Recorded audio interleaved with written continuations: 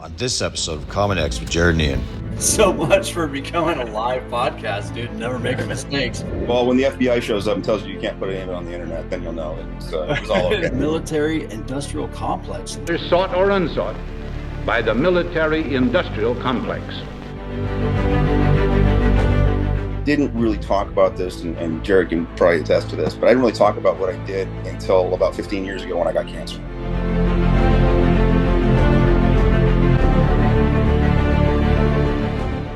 And it was made pretty clear to me early in that thing that I was not going to make it. I was going to die.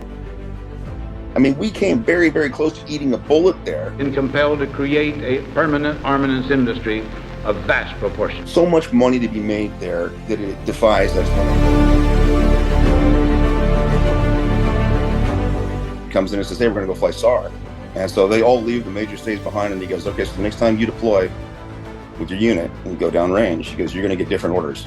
I'm just going to go in a room, read them, shred them, and just do what it says. A little note, a couple of things that you did that you were not going to be talking about apparently. It was better to be stealthy. It was better, as we used to say, you got to put the discreet and discretionary.